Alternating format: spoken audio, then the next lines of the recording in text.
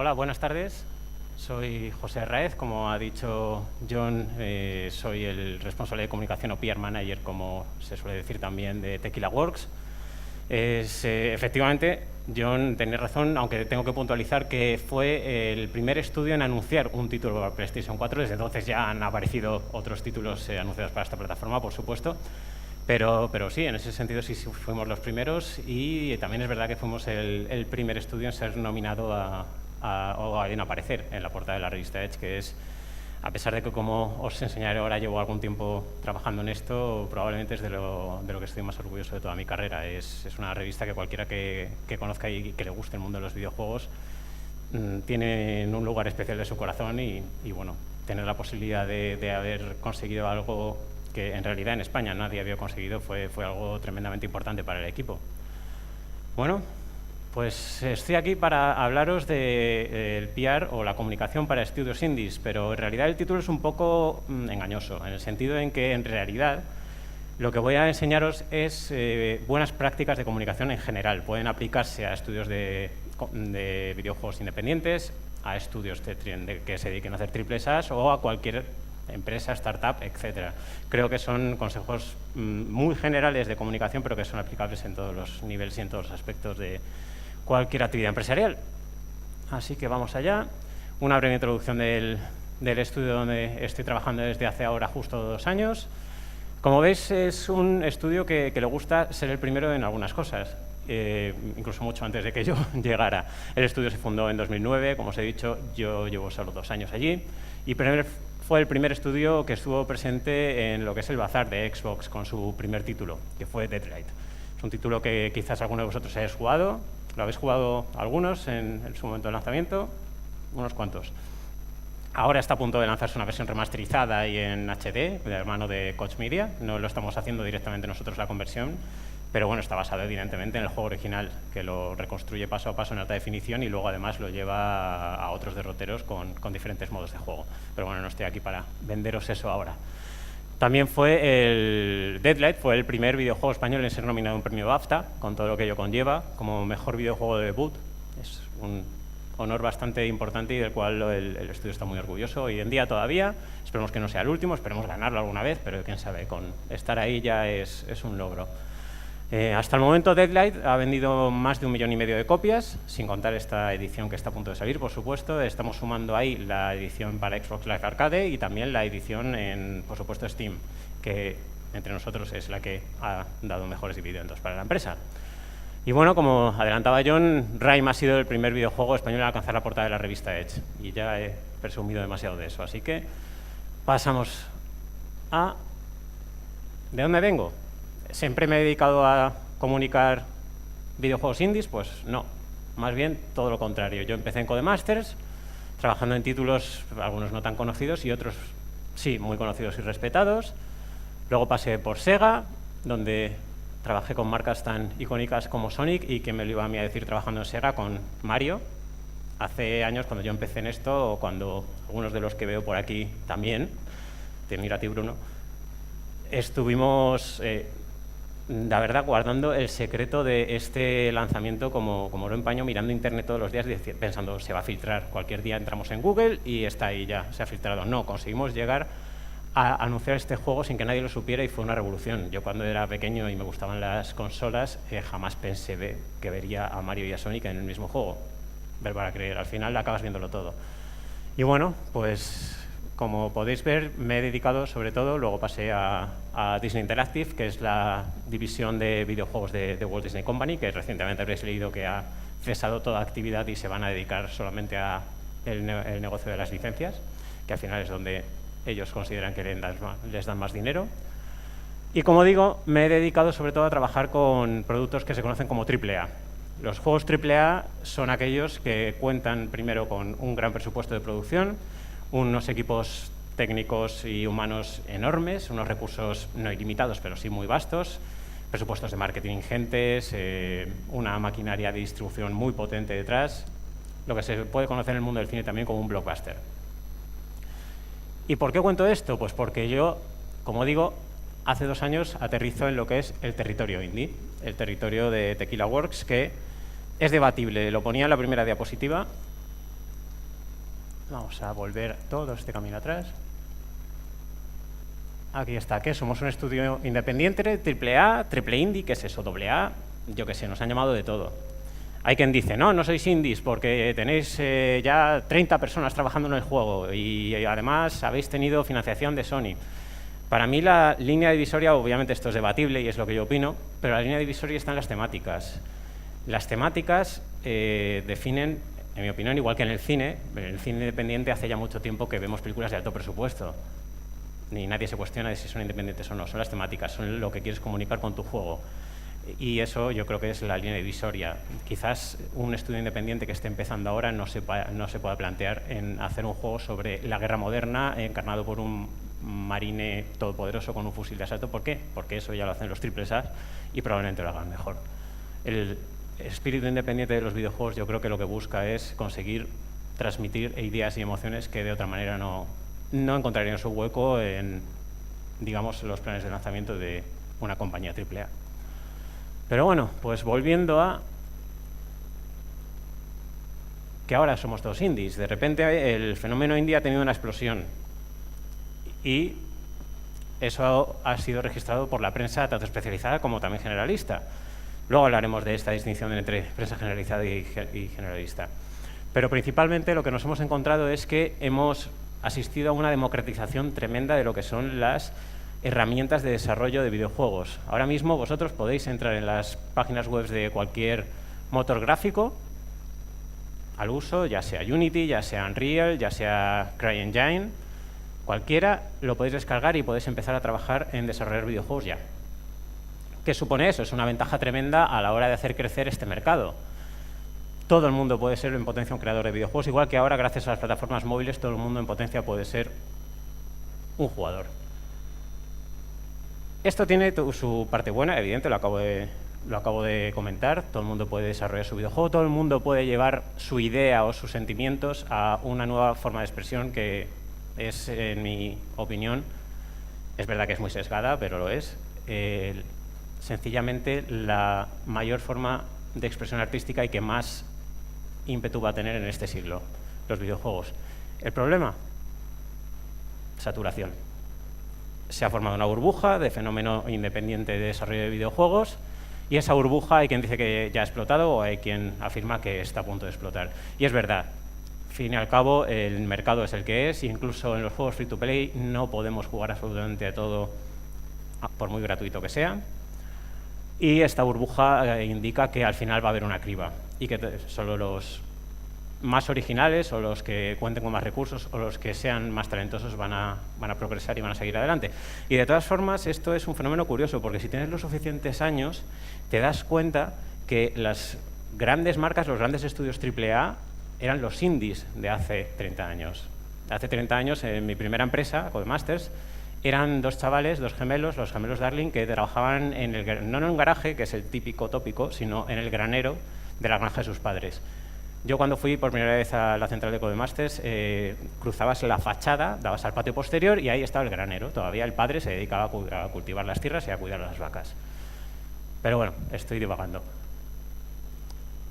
¿Para qué estoy aquí entonces? Pues para, si estáis pensando montar vuestro propio estudio independiente de videojuegos o startup o cualquier otra empresa, hay una parte que por un lado es crítica, porque si nadie conoce lo que estáis haciendo, evidentemente nadie lo va a querer.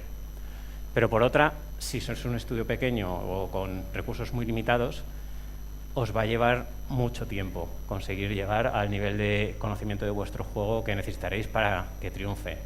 Y es muy probable también que no dispongáis de unos fondos y de un presupuesto para contratar a alguien especializado. Eso tengo que admitir que en Tequila Works es algo que es una ventaja poder contar con una suficiente infraestructura como para tener a alguien dedicado exclusivamente a este tema. Así que bueno, los puntos que vamos a tratar son, no es negocios, es personal, esto se le puede dar la vuelta también, es personal, son negocios al fin y al cabo, pero tenéis que tratarlo de esta manera si queréis haceros un hueco, ya lo veremos. También hablaremos del posicionamiento, hablaremos de por dónde podéis empezar y por dónde seguir tirando. Hablaremos de los eventos, que es algo peliagudo porque a todo el mundo le gusta ir al E3, todo el mundo quiere dar una charla en la GDC y todo el mundo quiere ir algún día al Tokyo Game Show. Sí, Vale, pero ¿podemos hacerlo? Ya veremos. Y, por último, una serie de consejos más generales de cosas a evitar, que es muy, muy, muy fácil y muy tentador caer en ellas, pero de verdad, evitadlo. Ya llegaremos ahí. Vale. Lo primero que me gustaría hablar de la prensa especializada, porque son los primeros a los que tenéis que llegar, y sus ciclos. ¿Qué quiere decir esto? La prensa especializada tiene, digamos, una serie de hitos todos los años que hay que respetar, porque si intentas, por ejemplo, esta misma semana hablar de tu juego mandando una nota de prensa a cualquier redacción de videojuegos, probablemente ni se lo hayan visto. ¿Por qué? Porque están en el E3. Y no me refiero físicamente, necesariamente en el E3. Están pendientes de todo lo que llega del E3. Y con eso podemos hablar de diferentes ferias, que es muy fácil encontrar el calendario anual de ferias de videojuegos en Internet. Tenemos el E3, la Gamescom, la GDC en sus diferentes formatos, el PAX en sus diferentes formatos, Tokyo Game Show, etcétera, etcétera.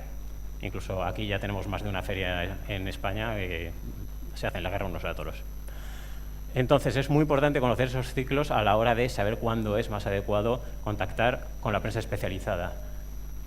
La prensa especializada también no es algo homogéneo, se divide en diferentes estratos y en diferentes especializaciones. Hay quien se interesa en los eSports, hay quien se interesa en los triples A's, hay algunos que hablan exclusivamente solo del fenómeno indie y hay otros que son más generales, que, pues, como puede ser la web de Hobby Consolas o Vandal, por ejemplo, por poner solo dos ejemplos, que se dedican a cubrir todo el espectro, pues porque es gente con mucha veteranía y que sabe muy bien lo que hace y les tiene los recursos suficientes como para acceder a toda la información.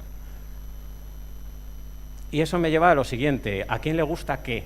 Si eres un estudio pequeño, mediano, independiente, que está empezando, lo más tentador para ti es aparecer con tu juego cuando lo anuncies en el mayor número de sitios posibles, y eso está muy bien.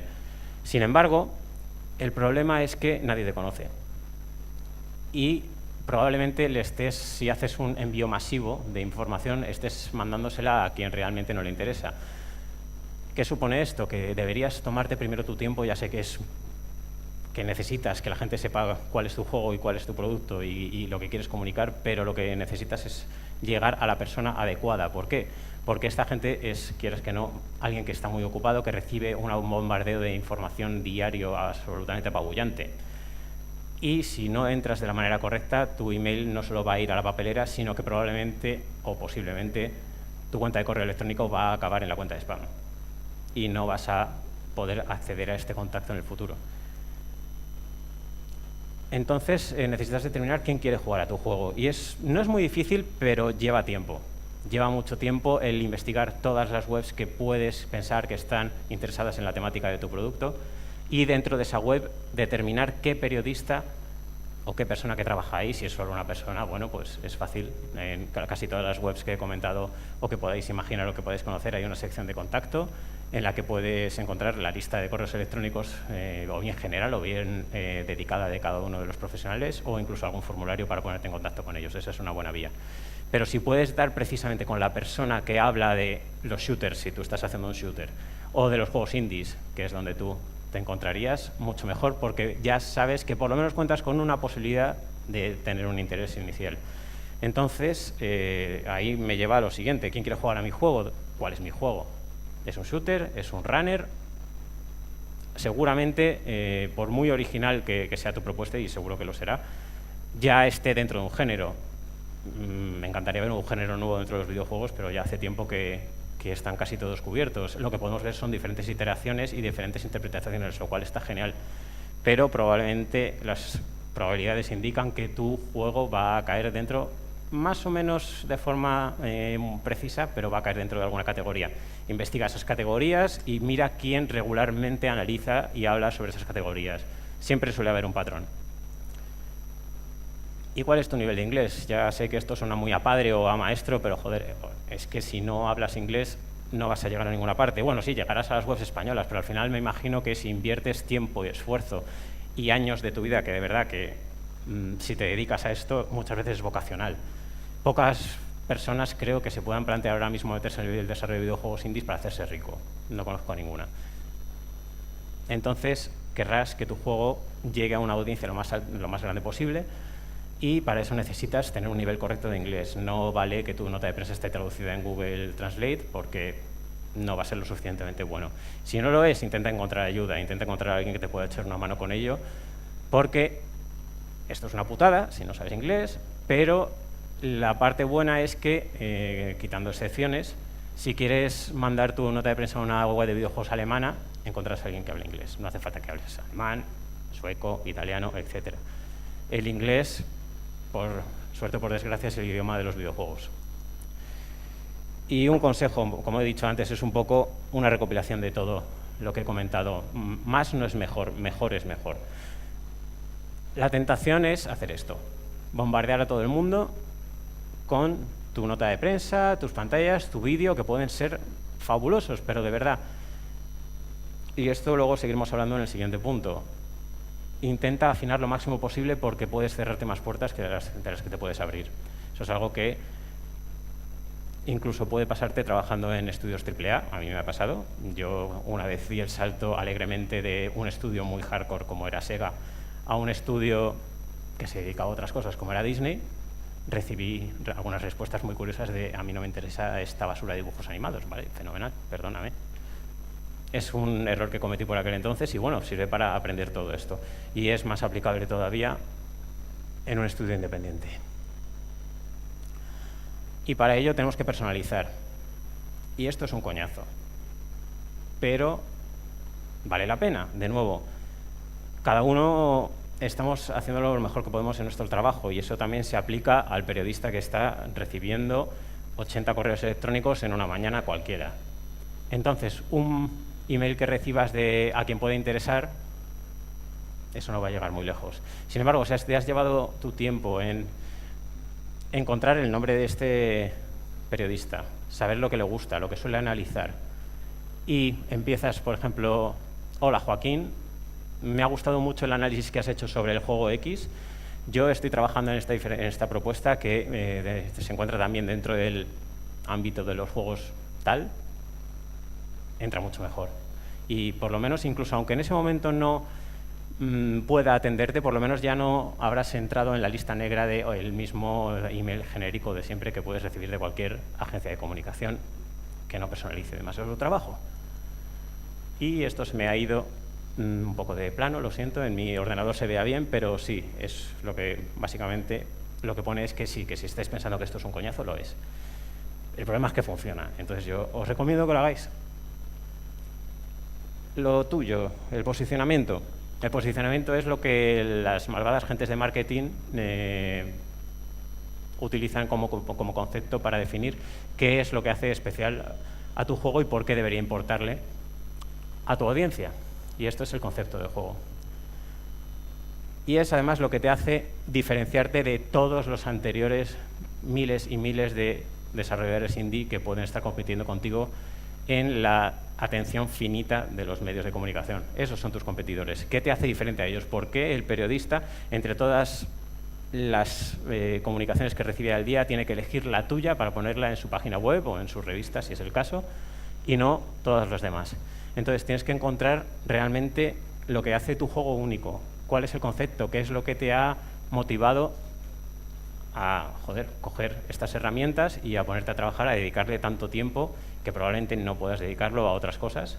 Y ya no estoy hablando solo a trabajar en algo más lucrativo probablemente, sino también a tu familia, también a tu otro ocio, que es verdad que a todos nos pueden gustar mucho los videojuegos, pero esto es un trabajo al fin y al cabo. ¿Qué es mejor, vender en este caso un juego o contar una historia? Porque vender un juego es algo que le puede resultar muy fácil a una marca como Call of Duty a lo mejor, pero ¿cuál es la historia que te están contando? ¿Tú puedes competir con eso? Es probable que no. Quizás sea más fácil contar tu historia que te llevó a realizar este juego. ¿Algunos conocéis Papo-Yo? Bueno, para los que no lo conozcáis, Vander Caballero es el creador de Papo-Yo y lo que quería expresar con este juego es una vía de escape a una infancia plagada de un padre abusivo y alcohólico que le hizo quizás no disfrutarla mucho y le llevó a idear este concepto de juego. Un juego fabuloso, por favor, si os interesa mínimamente, jugadlo porque no os lo puedo recomendar más. O This War of Mine. Y eso me lleva a la siguiente fase, lo que se conoce como el elevator pitch, que es en una sola frase lo que puedes utilizar para vender el concepto de tu juego. This War of Mine, un juego de guerra. No vas a ninguna parte con un juego de guerra. Tienes 8 trillones de juegos de guerra ya, tanto de forma gratuita como AAA. Un juego de guerra desde el punto de vista de los civiles. Eso ya es otra cosa. Eso ya llama la atención. Eso me enganchó en cuanto lo oí. Joder, un juego de guerra en el que tú eres un no combatiente y tienes que sobrevivir a 2 ejércitos que están bombardeando tu ciudad y asesinando a todo el mundo. Eso ya me llama la atención muchísimo. ¿Por qué? Porque no lo he jugado antes, no lo he visto antes. Es un concepto original y ya tienes el interés asegurado por mi parte y por parte de los medios. Y el éxito de ambos juegos, de estos 2 juegos, yo creo que ya es incontestable y yo creo que es una buena forma de trabajar la comunicación, incluso aunque en un primer momento sea algo no intencionado, pero basta con mirar cuál es tu concepto, qué es lo que quieres comunicar para hacer un videojuego, y ahí es donde tienes tu oportunidad. Y lo tienes que poner todo por escrito, lo siento, pero es así. Esto es otra de las partes que es un coñazo. Veréis que repito mucho que algunas partes son un coñazo, es cierto, pero es que es necesario para conseguir hacerlo bien. Tienes que poner todo esto en un sitio que esté más allá de tu cabeza, porque al final te olvidas. Te puedes dar un golpe en el baño cualquier día y luego dices, ¿qué es lo que estaba pensando? Tienes que crear un plan estratégico. Y, de nuevo, vuelvo a lo de antes. Esto lleva tiempo, y es tiempo que, si no tienes una persona especializada en comunicación, te va a restar de hacer tu juego. Eso, evidentemente, es un hándicap con el que hay que tratar, pero de verdad que si luego quieres llegar a alguna parte, pues es un paso que tienes que hacer y es necesario. Entonces, ¿por dónde empezamos? Ya os he comentado que es necesario crear un plan de comunicación para que tu juego, por muy bien que esté, lo conozca alguien, porque si no, solo se quedará ahí. Y entonces estáis pensando, bueno, pues ¿cómo me pongo a ello? ¿Cómo empiezo? Pues tendrás que montar una web de tu estudio, porque en algún momento tendrá que aterrizar a alguien en alguna parte. Tendrás que escribir un blog, y todo esto a lo mejor lo tienes que hacer desde un principio pensando que no lo va a leer nadie, y es verdad. Al principio, cuando montéis todo esto, nadie lo va a ver, pero bueno, por lo menos estará ahí cuando generéis el interés suficiente para que la gente vaya a verlo, porque si empezáis la casa por el tejado, si empezáis a generar interés y luego no tenéis contenido, no vais a llegar muy lejos y probablemente hayáis perdido la oportunidad. Tendréis que crear perfiles sociales. Eso, por suerte, ahora ya es muy fácil. Todo el mundo estáis acostumbrados a utilizar Twitter, a utilizar Facebook, a utilizar Snapchat, a moveros con facilidad por estas páginas web o por estas redes sociales. Tampoco tenéis que olvidar otras como pueden ser, por ejemplo, LinkedIn. LinkedIn es una fuente muy interesante, no solo de hacer contactos, sino también de compartir información y encontrar gente que pueda estar interesada en ella. Google Plus, bueno, si queda alguien allí, dicen que todavía funciona por términos de SEO, pero yo qué sé, tampoco os perdéis mucho tiempo con eso. Haz amigos. Es verdad que tenemos, la gente que se dedica a los videojuegos, ese pequeño estigma fuera del sector de es que somos unos antisociales. No, o sea, somos muy sociales, especialmente con la gente que le gustan nuestras cosas. Y eso lo hace más fácil, porque la gente que le gustan los videojuegos está orgullosa de que le gusten los videojuegos en regla general, al menos en mi experiencia, y le encanta hablar de ello con otra gente afín. Y esa es una muy buena forma también de entrarle a la prensa especializada. Si no solo les reconoces el trabajo que han hecho, sino que además ven que compartes su pasión, eso es un paso que tienes adelante ganado ya de antemano. Una de las cosas que más me han gustado en mi trabajo durante todos estos años fue cuando empecé. Varios periodistas especializados con los que empecé a hablar me dijeron, joder, a gusto que Codemasters haya elegido una persona que se nota que le gustan los videojuegos, que no solo te hable de sus videojuegos, sino que lo que le ha gustado del juego al que jugó la semana pasada. Es algo que agradezco muchísimo. En este caso, no os digo ni que es un coñazo ni que es difícil. Esta es la parte más fácil y más bonita de todas. Un tráiler es más necesario que todo lo anterior que os he contado, más que el blog, más que la página web. No puedes anunciar ya nada hoy día sin un tráiler. El día en que podías anunciar un juego con 2 pantallas y una nota de prensa se acabó ya hace muchísimo tiempo. Tienes que tener un tráiler que además sea representativo de lo que estás creando. De otra forma, en el mundo audiovisual en el que vivimos, donde se comparte todo a un clic de diferencia en las redes sociales, nadie va a compartir tu nota de prensa, todo el mundo va a compartir tu tráiler. Así que invierte en un tráiler de la mayor calidad posible, es un requisito indispensable. Pero también tenéis que seguir contando con una nota de prensa y un EPK. Un EPK para quien se lo esté preguntando, es un Electronic Press Kit. Ahí tienes que englobarlo todo, lo que tengas, pues la nota de prensa, el trailer que has tenido que hacer, pantallas, información adicional, recursos que las diferentes webs y publicaciones de videojuegos necesitan para poder publicar tu noticia. Tienes que ponérselo lo más fácil posible, porque en el momento en que se encuentren con la mínima dificultad en publicar algo interesante sobre tu juego que nadie conoce todavía y que está compitiendo por espacio con otros muchos más, pues van a pasar al siguiente. Y tienes que crearte un calendario estratégico. También tienes que pensar que hay que dosificar la comunicación. Tienes que mantener cierto interés en el tiempo o de otra forma se van a olvidar de ti. Obviamente, bueno, ya es que ni las compañías AAA lo hacen, pero seguro que os acordáis de los tiempos. Metal Gear Solid 5, por ejemplo, se anunció, qué sé yo, no sé si te acuerdas tú, Bruno, cuando 2-3 años antes del lanzamiento. Ya eso no se lleva, no lo hace nadie, no lo hace ya ni Call of Duty.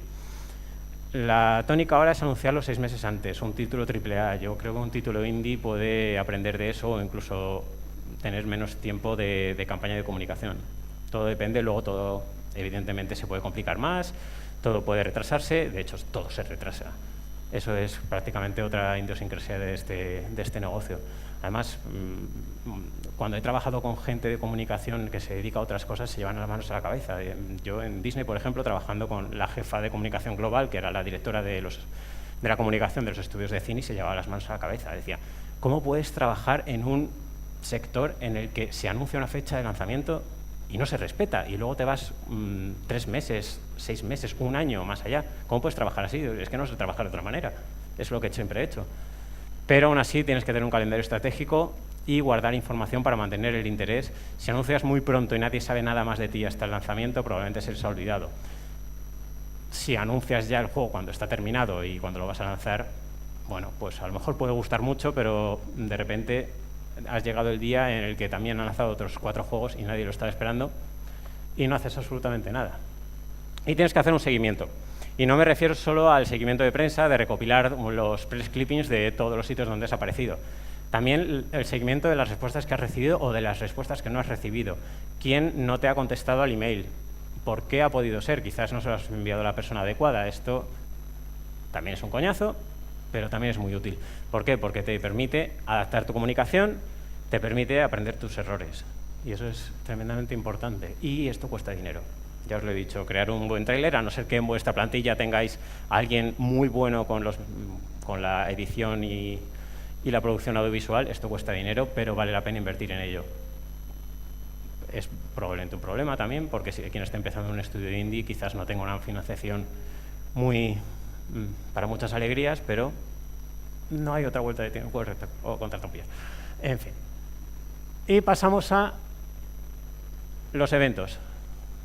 Los eventos le gustan a todo el mundo y son súper divertidos, y seguro que más de uno habéis estado, o casi todos, habéis estado esta semana viendo los anuncios del E3 y quedándoos hasta las 4 de la mañana, yo ya no, porque estoy mayor, viendo las conferencias de Sony, de Nintendo. Bueno, de Nintendo fue una hora un poquito más adecuada. Pero bueno, y es verdad que estos eventos cada vez tienen más acogida el fenómeno indie, y el fenómeno indie está muy bien recibido.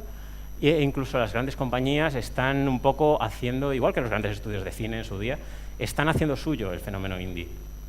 Electronic Arts hace no demasiados meses lanzó un juego maravilloso con una temática muy indie, un aspecto muy indie, pero es Electronic Arts, que es Unravel, un juegazo que si lo hubiera sacado cualquier otra compañía indie no hubiera cambiado mucho ni en el tono de comunicación ni en los resultados.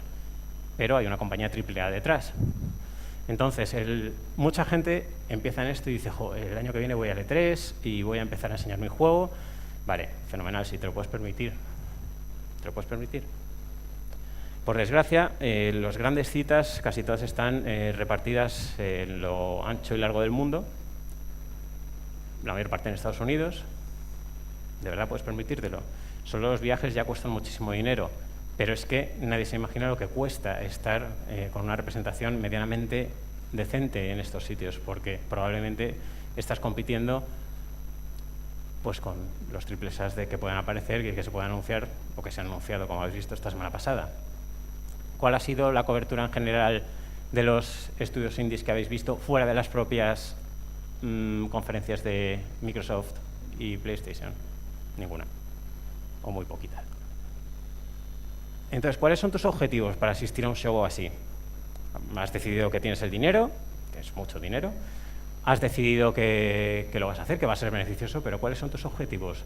¿Vas a enseñárselo a la prensa? ¿Vas a hacer contactos para posible distribución? Eso es algo que tienes que tener muy claro.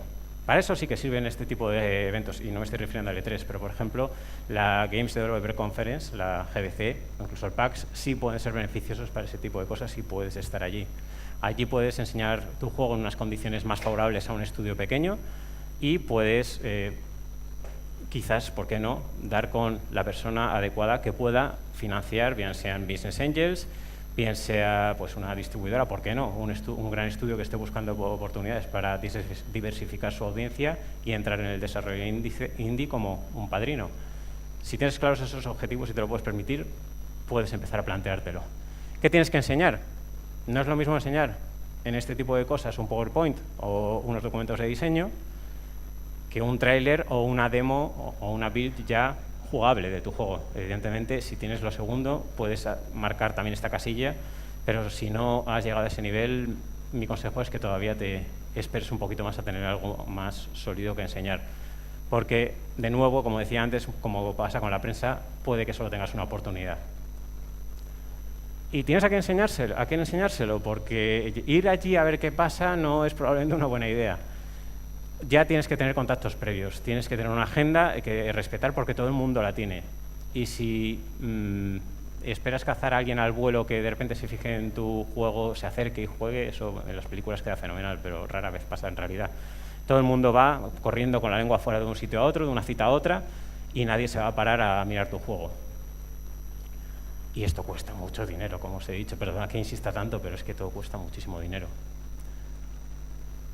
Entonces, cosas que habría que evitar. Por lo que he ido recopilando, ya esto entra un poco más dentro de lo que es el ámbito general del desarrollo de estudios independientes, por lo que he podido averiguar moviéndome dentro de este ámbito. No es exclusivo de la comunicación, es un poco líneas generales.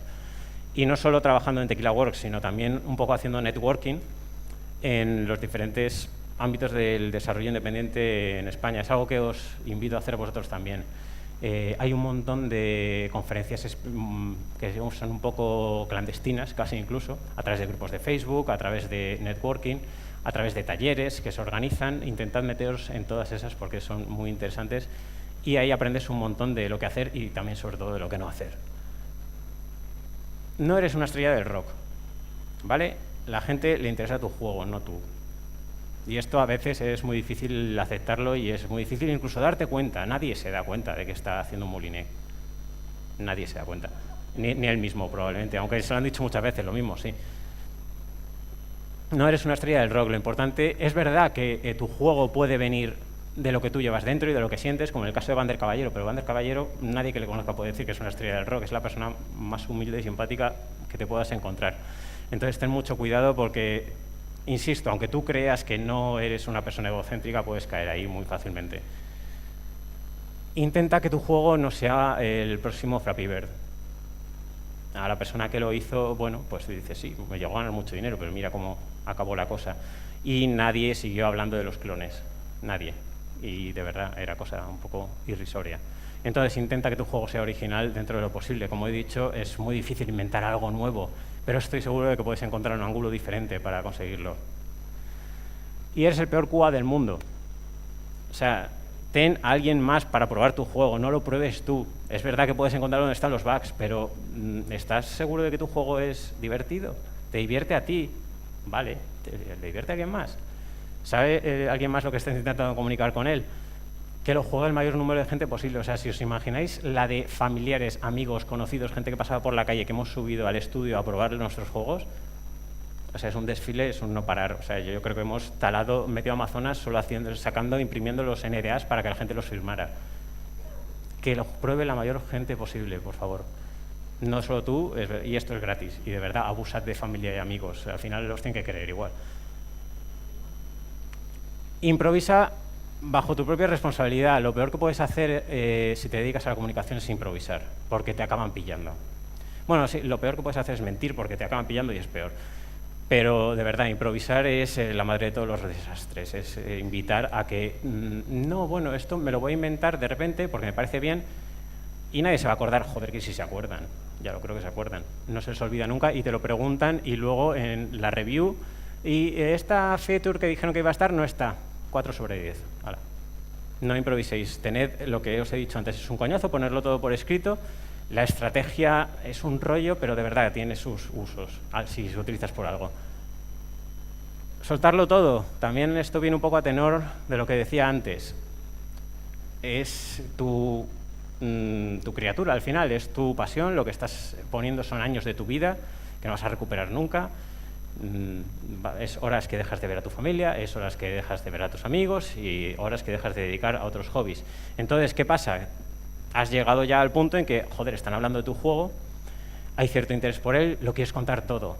De nuevo, la estrategia es un rollo, pero tiene sus usos, dosifica la información, no lo cuentes absolutamente todo, sobre todo si no vas a poder luego meterlo en el juego por términos de presupuesto o de tiempo. Pregúntale a Peter Moline, de nuevo. Y eso me lleva otra vez a las promesas. No prometáis nada que no podéis cumplir, es mejor pecar de conservadores que llenarte la boca con lo que quieres hacer. Luego siempre tendrás posibilidad, aunque sea la feature más alucinante que se te pueda imaginar o que puedas concebir para tu juego, llega hasta donde puedas. Tienes que sacar el juego en algún momento. Hazlo lo mejor que puedas, con lo que puedes abarcar. Si tienes éxito, mételo en la secuela. Y esta es la gran pregunta. Si no tienes a alguien especializado para que se dedique a la comunicación de tu estudio, que esto, como os podéis imaginar, por lo que os he dicho, requiere mucho tiempo. A mí me lleva todo el día, toda una jornada laboral. ¿Qué hago? ¿Termino el juego o hago PR? Obviamente tendréis que dosificar muy bien la jornada laboral, tendréis que hacer un esfuerzo conjunto, a no ser que estéis haciendo el videojuego solos, identificar en vuestra empresa, en vuestro estudio, quién se le da bien esto. Yo, por suerte, es verdad que tengo la responsabilidad de desarrollar las estrategias, pero rara vez me veréis a mí haciendo una entrevista. Para eso tengo gente muy buena en el estudio, pues como el propio Raúl Rubio, el director, o Kevin Serdá, que es nuestro lead de diseño. Son personas que tienen muchas tablas y que son muy buenos en lo que hacen y en comunicarlo. Entonces tenéis que identificar a estas personas dentro de vuestro estudio y sacarles el máximo partido posible. Al fin y al cabo, todos estéis en el mismo arco y todos querréis que todo tenga éxito. Pero las buenas noticias es que funciona. Vale, es verdad, hacemos un poco de trampa, tenemos un estudio más grande, tenemos a una persona que se dedica a esto, pero lo que he conseguido y lo que os quiero enseñar aquí, aparte para sacar pecho, evidentemente, es que funciona si utilizas estas máximas. Lo que os he contado es lo que yo utilizo en mi día a día y de verdad que funciona. Llegas a medios donde de otra manera muy difícilmente podrías acceder. Yo, vamos, os puedo asegurar que trabajando en Sega tenía más problemas para llegar a un medio como Kotaku que el que tengo ahora. Y, por supuesto, la portada de Edge, nunca me cansaré de enseñarla porque es preciosa. Y esto es todo. Si tenéis cualquier pregunta, por favor, ahí arriba.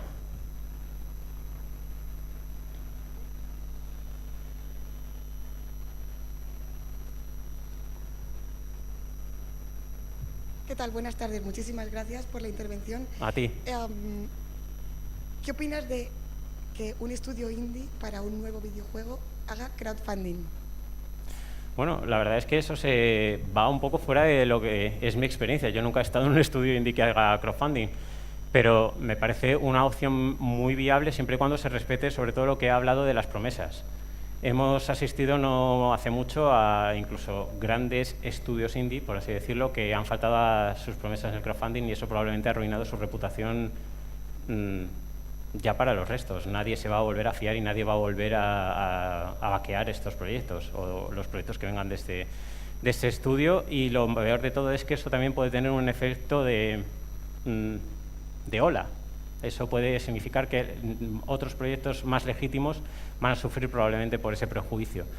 En principio me parece bien, me parece tremendamente interesante y es algo que el crowdfunding se lleva usando ya en cine, en música, mucho antes que el fenómeno de los videojuegos.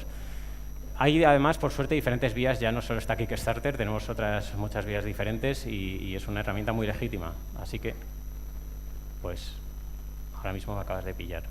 pero hay algunas que están dedicadas, me consta, pero el nombre se me ha ido completamente de la cabeza. Lo estaba pensando según lo decía, digo, madre mía, ¿cómo se llama esta plataforma que se especializa en videojuegos? Pero Google lo sabe, lo siento.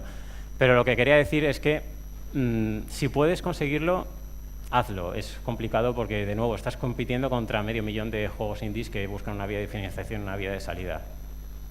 Si puede funcionar para ti, hazlo. Si, de todas formas, una de las cosas que sí es un beneficio bastante claro, en el sentido de hemos creado un Kickstarter, es que consigues también cobertura. Incluso aunque no llegues a cumplir los requisitos, hay juegos que hemos visto también en las noticias recientemente de este juego que intentó financiarse por esta vía, no lo consiguió, pero ahora ha retomado esta otra. Ya alguien te conoce, ya alguien ha oído hablar de tu producto, puede resultar más fácil. ¿Por qué no? ¿A ti? Hola. Hola. Lo primero, enhorabuena por la portada. Ay, muchas gracias. Y bueno, yo por lo menos lo sentí también como mío, como parte de la industria española. Sí. Y una pregunta. Como responsable de comunicación, cuando recomprasteis los derechos de Rime, ¿cómo manejas o lo que pasó, por ejemplo, en NeoGAF o sitios parecidos? No en particular, porque no quiero entrar en la polémica. Sí. Pero eso también lo tienes por escrito, gabinete de crisis, qué hacer, cómo no. Exacto. No todo se puede escribir, imagino, porque claro. Exactamente, pero sabíamos muy bien lo que iba a pasar y pasó prácticamente como lo habíamos previsto. El problema es que hay una historia por detrás que nadie más conoce y que tú no puedes contar. Pero dentro de lo que cabe, todo salió más o menos como esperábamos. Es verdad que sabíamos que iba a crearse cierta polémica, no es ningún secreto por cómo funciona el mercado, sobre todo en España, que iba a sentar mal y iba a haber gente que iba a tomárselo a la tremenda. Nosotros tenemos nuestro calendario de acción. Pronto ocurrirán cosas que dejarán claro por qué ha ocurrido lo que ha ocurrido.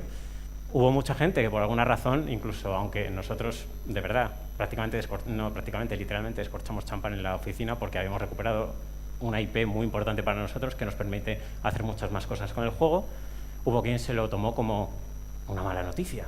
Pero bueno, es que ya sabemos que las malas noticias molan mucho más que las buenas, por alguna razón. Entonces, sí, lo habíamos planeado todo. Sí, es un poco frustrante no poder decir te equivocas por esto, pero te tienes que aguantar. Al fin y al cabo tienes que desarrollar un poquito de espesor en la piel para soportar todo esto. E insisto, al final todo quedará claro y bueno, habrá quien se le siga por no gustarle. Pero es que hay gente que no le gusta nada, nunca. O sea, yo de hecho recuerdo un tuit del máximo responsable de Sony Entertainment en Europa que decía, sí, el desarrollo de Rime sigue adelante, va muy bien. Hubo gente que me escribió diciendo, oye, que he visto este tuit, ¿os pasa algo? ¿Que estáis bien? ¿Qué parte de todo va bien? ¿Te parece que es mala? No sé. Gracias. Hola. Hola. Yo quería comentar algo a colación de lo que has dicho antes sobre que en algunos estudios pequeños si no tienen dinero para contratar a un PR o alguien de comunicación, pues el mismo diseñador o alguien que esté trabajando allí tiene que hacer las funciones. Así es. A veces a mí me ha tocado dar un poco de asesoría a estudios pequeños porque estamos colaborando con una asociación de estudiantes y a veces vienen grupos pequeños de desarrolladores y nos preguntan, oye, ¿cómo tal? Yo a veces veo, aparte que no tienen ni idea, me da pena, pero es verdad, no tienen ni idea. Para ser PR, para llevar la comunicación necesitas un carácter. Sí. Y yo en esas ocasiones no sé qué decirles, porque es el carácter, les falta el carácter. Entonces, ¿tú qué me puedes recomendar a mí para que les recomiende a ellos? Esto a lo mejor no te va a gustar, pero que seas brutalmente sincera. Yo he tenido a veces malos tragos en el estudio porque, por ejemplo, si estás creando un diario de desarrollo y quieres que participe la gente que está, digamos, más involucrada en las áreas que quieres tratar. Por ejemplo, si vas a tratar sobre el arte de Rime, pues quieres que los artistas participen, pero es que la verdad es que, por lo que tú dices, por el carácter, por cómo se comportan delante de las cámaras, por su facilidad o no de comunicar, no todo el mundo vale. Entonces es muy duro a un artista que hace portadas como esas, decirle, mira, prefiero que esta otra persona aparezca en el diario de desarrollo porque es capaz de transmitir y comunicar mucho más. Y al final es un mal trago, pero porque además es alguien, imagínate en mi caso, yo trabajo con esa persona todos los días. Es un mal trago, pero al final, si lo que quiere es el éxito de su proyecto, lo que decía antes de no eres una estrella del rock, a lo mejor tú como director del estudio no eres un gran comunicador, pero a lo mejor el jefe de diseño sí lo es.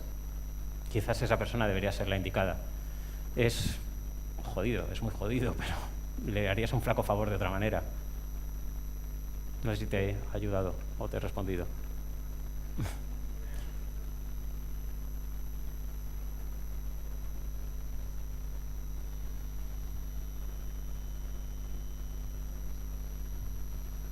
Buenas. Hola. Esta mañana hemos visto la conferencia de los compañeros de la ESL hablando de los eSports. Sí. Tú llevas muchos años en el sector y has vivido desde los AAA a los estudios indies que estás contando ahora. Entonces, lo que me gustaría saber es cómo, si ves que se está dividiendo el sector de los gamers en gamers que van como hacia lo deportivo, aunque puedan ser magos y luchadores y cosas así, y el mundo de contar historias. ¿Qué hay aquí? ¿Qué es lo que vemos? Pues estudios indies, algunos sí que están haciendo eSports, pero parece que aquí estamos hablando mucho de historias, de contar historias. Sí, yo creo que esa es una buena forma de diferenciar ambas vertientes. Yo creo que los eSports es una parte innegable, es un nuevo mercado que ha surgido a tenor de los videojuegos y que probablemente a nivel económico acabe sobrepasándolo.